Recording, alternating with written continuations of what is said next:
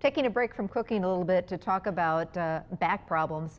I think we all know someone who suffers from just chronic back problems and has tried a bunch of different things. And here to maybe give us one more idea and opinion that might help, Dr. Randall Johnson with the Neuroscience Group. Good morning. All right, good morning. Thank you. Good to see you. So, a lumbar disc replacement. What kind of candidate are we talking about here?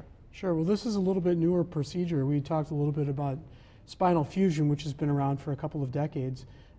Spinal instrumentation is now designed in a way that you can actually achieve motion and fix the spine and address back pain. And the rationale here is a disc that's ruptured too many times and is causing a lot of focal back pain related to the disc itself. We can now replace that disc by removing the disc and putting in an implant. And that implant is made of metal, essentially, that goes to the bone below and the bone above and fastens in there.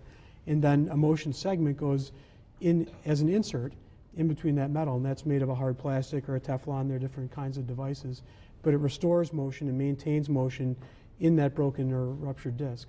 Yeah, how does the surgery work, and is it one of those things where you need to get a bunch of time off work? This is one that goes pretty quickly. It's a surgery that takes a couple of hours to do, and a patient typically will stay overnight in the hospital and go home the next day, rarely a second day.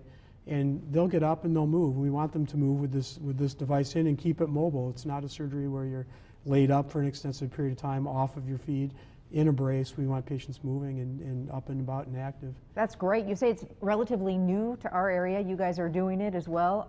What are some of the results? Well, there's a long track record of doing this in Europe and a somewhat shorter track record in this country, and the results are excellent. We find that patients have at least a 50% reduction in back pain. They have less blood loss than with a typical surgery, a shorter hospital stay, and they in general are able to return to work much more quickly than a standard, more invasive kind of spinal fusion. Wow, that's really good news. So if you're listening right now and you're thinking, yeah, wow, I'm really interested in this, what are the symptoms? What are the candidates you're looking for? Right, that's a great question. Patients with this kind of problem will have a rupture and a pain that comes from the disc itself. So a tear in the disc, a disc that's begun to degenerate and causing focal pain. Patients that have discogenic pain, we call it, have pain when they rotate and turn on that disc because it's the nerve endings that are in the disc that are hyperactive and causing pain. Patients have problems on the back side of the spine where the joints are and have a lot of arthritis, however, not a good candidate for this procedure because this really addresses just the disc on the front.